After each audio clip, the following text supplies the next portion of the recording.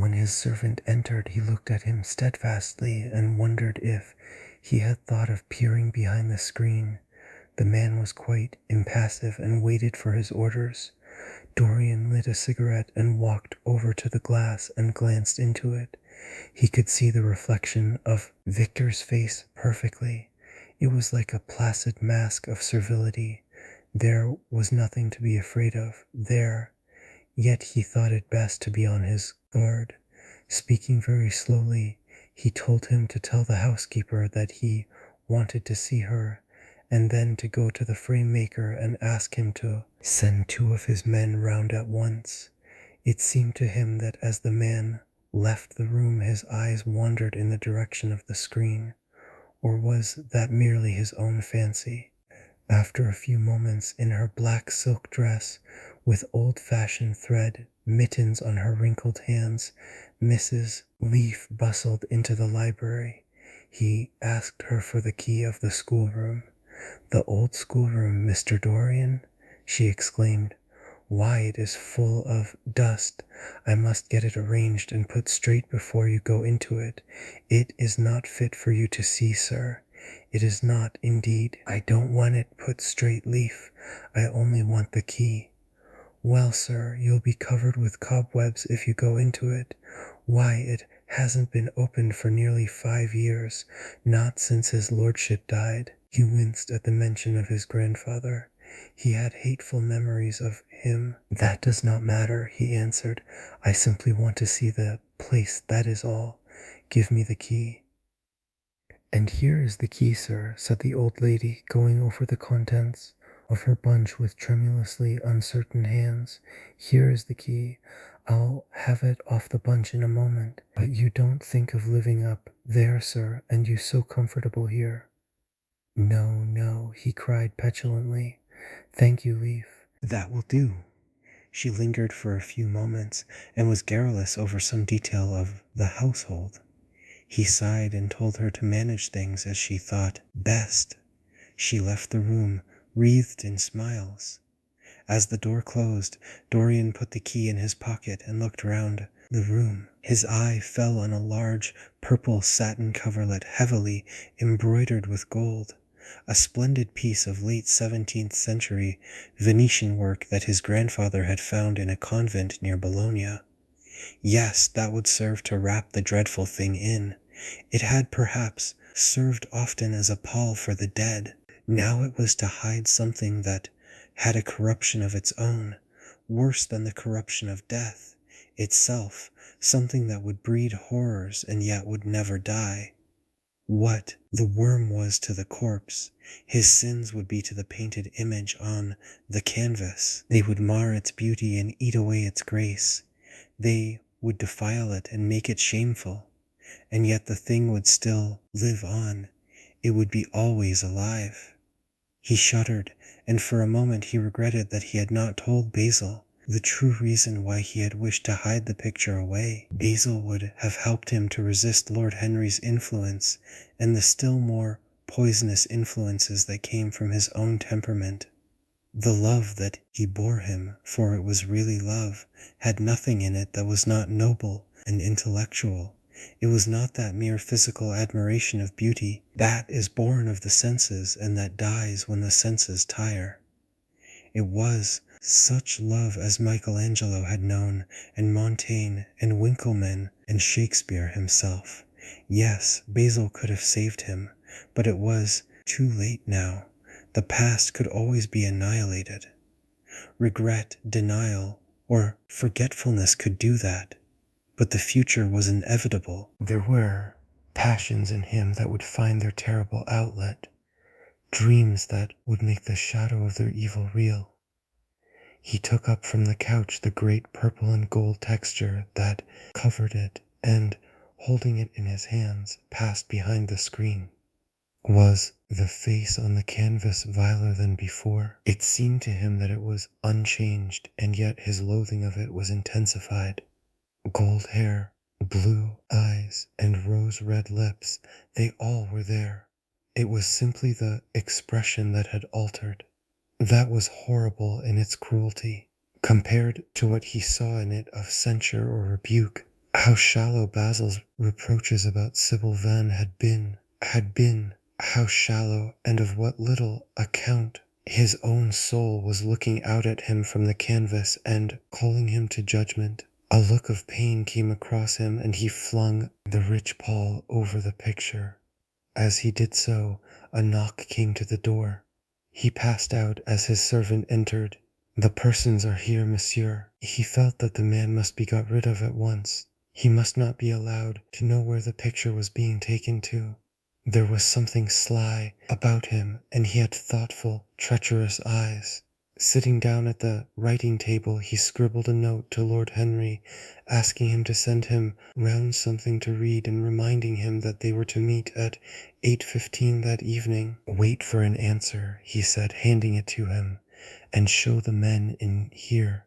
In 2 or 3 minutes there was another knock, and Mr. Hubbard himself, the celebrated frame maker of South Audley Street, came in, with a somewhat rough-looking young assistant. Mr. Hubbard was a florid, red-whiskered little man, whose admiration for art was considerably tempered by the inveterate impecuniosity of most of the artists who dealt with him. As a rule, he never left his shop.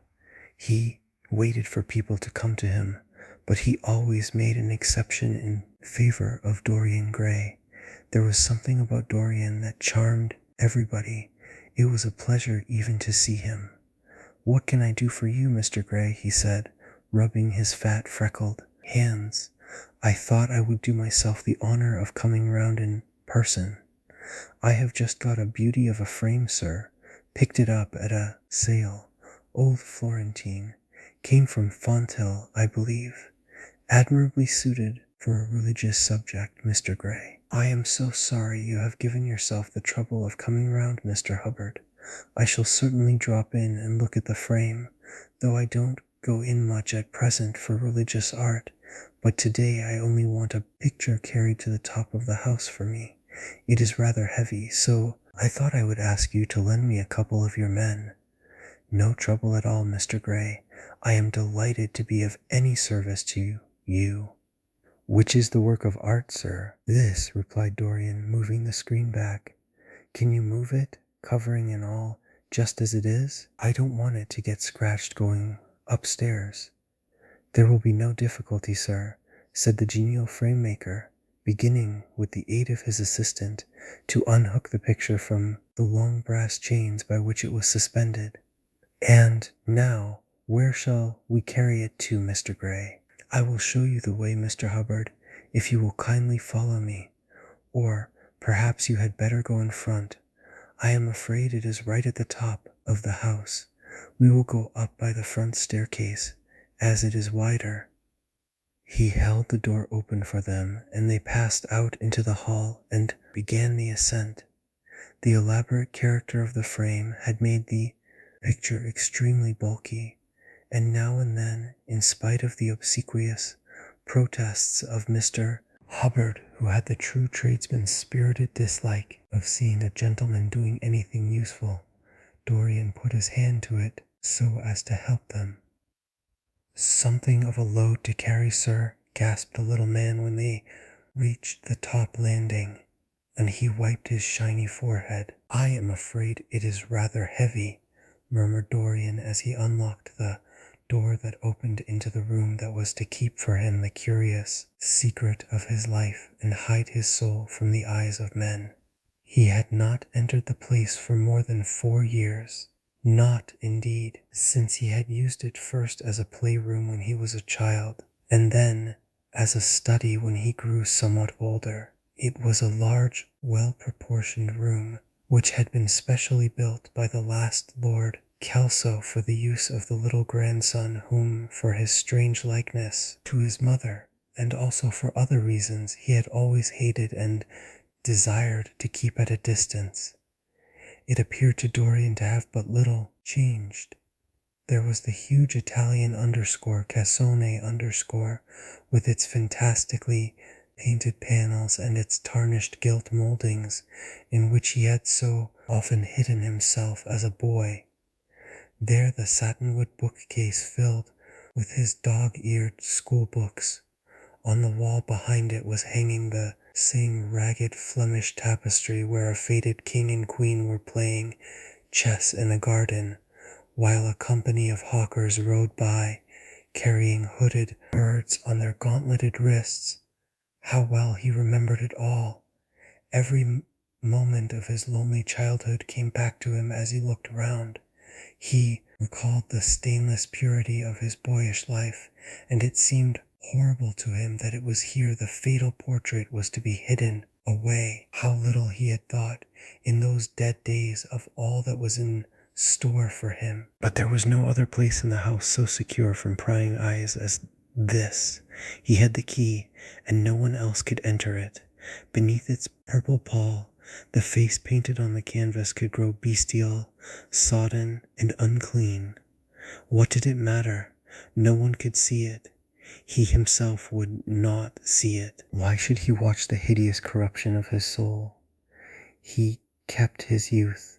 That was enough. And, besides, might not his nature grow finer after all?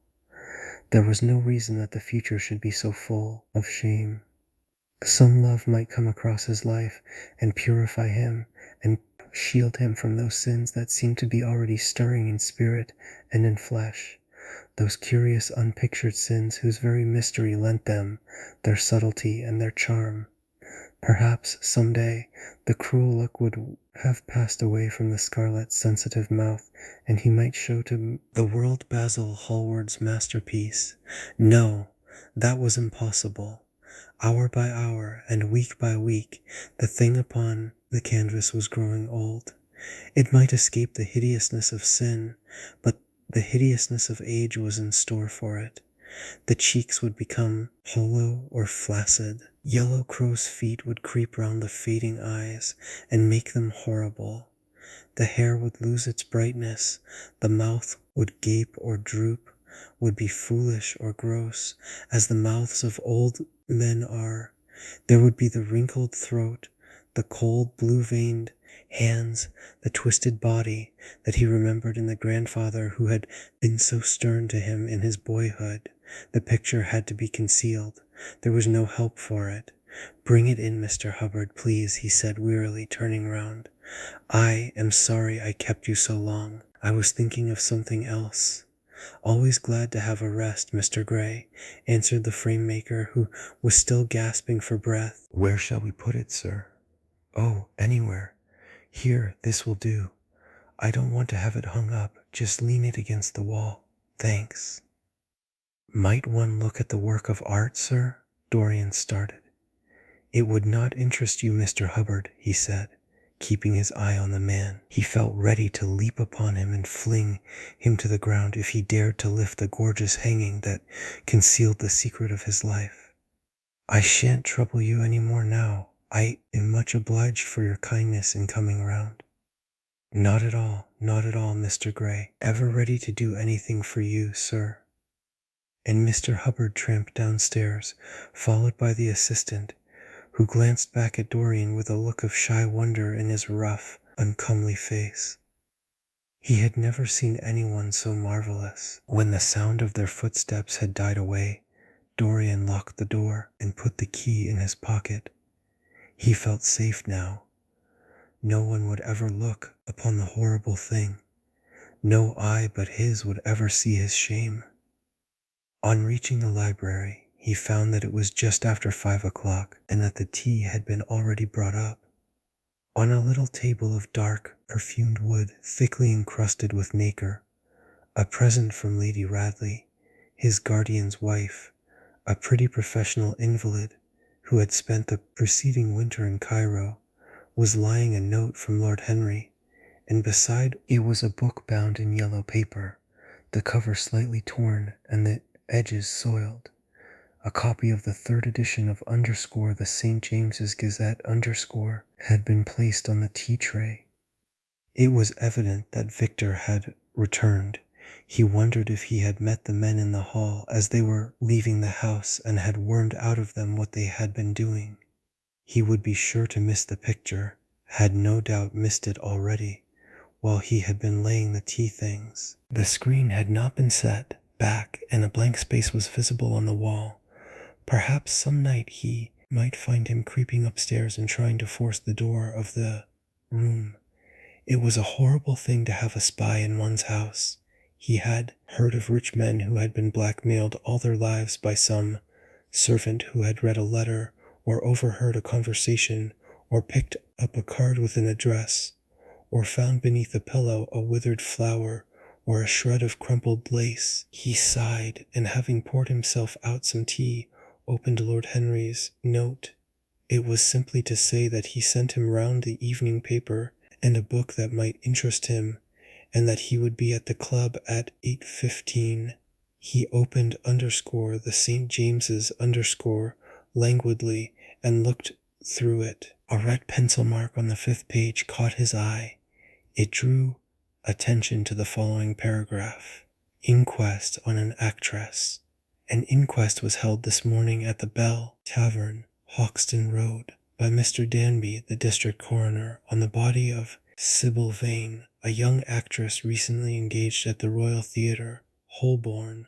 A verdict of death by misadventure was returned. Considerable sympathy was expressed for the mother of the deceased, who was greatly affected during the giving of her own evidence and that of Dr. Birrell, who had made the post-mortem examination of the deceased. He frowned, and tearing the paper in two, went across the room and flung the pieces away. How ugly it all was, and how horribly real ugliness made things. He felt a little annoyed with Lord Henry for having sent him the report, and it was certainly stupid of him to have marked it with red pencil. Victor might have read it. The man knew more than enough English for that. Perhaps he had read it and had begun to suspect something. And yet, what did it matter? What had Dorian Gray to do with Sybil Vane's death? There was nothing to fear. Dorian Gray had not killed her. His eye fell on the yellow book that Lord Henry had sent him. What was it, he wondered? He went towards the little pearl-colored octagonal stand that had always looked to him like the work of some strange Egyptian bees that wrought in silver, and taking up the volume, flung himself into an armchair and began to turn over the leaves. After a few minutes he became absorbed. It was the strangest book that he had ever read. It seemed to him that in exquisite raiment, and to the delicate sound of flutes, the sins of the world were passing in dumb show before him. Things that he had dimly dreamed of were suddenly made real to him. Things of which he had never dreamed were gradually revealed. It was a novel without a plot and with only one character, being indeed simply a psychological study of a certain young Parisian who spent his life trying to realize in the 19th century all the passions and modes of thought that belonged to every century except his own, and to sum up, as it were, in himself the various moods through which the world spirit had ever passed, loving for their mere artificiality those renunciations that men have unwisely called virtue, as much as those natural rebellions that wise men still call sin. The style in which it was written was that curious jeweled style, vivid and obscure at once, full of underscore, argot underscore, and of archaisms, of technical expressions, and of elaborate paraphrases that characterizes the work of some of the finest artists of the French school of underscore symbolists underscore. There were in it metaphors as monstrous as orchids and as subtle in color. The life of the senses was described in the terms of mystical philosophy. One hardly knew at times whether one was reading the spiritual ecstasies of some medieval saint or the morbid confessions of a modern sinner. It was a poisonous book. The heavy odor of incense seemed to cling about its pages and to trouble the brain. The mere cadence of the sentences, the subtle monotony of their music, so full as it was of complex refrains and movements elaborately repeated, produced in the mind of the lad, as he passed from chapter to chapter, a form of reverie, a melody of dreaming that made him unconscious of the falling day and creeping shadows. Cloudless and pierced by one solitary star, a copper-green sky gleamed through the windows. He read on by its wan light till he could read no more. Then, after his valet had reminded him several times of the lateness of the hour, he got up and, going into the next room, placed the book on the little Florentine table that always stood at his bedside and began to dress for dinner. It was almost 9 o'clock before he reached the club, where he found Lord Henry sitting alone in the morning room, looking very much bored. "I am so sorry, Harry," he cried, "but really it is entirely your fault. That book you sent me so fascinated me that I forgot how the time was going." "Yes, I thought you would like it," replied his host, rising from his chair. "I didn't say I liked it, Harry. I said it fascinated me.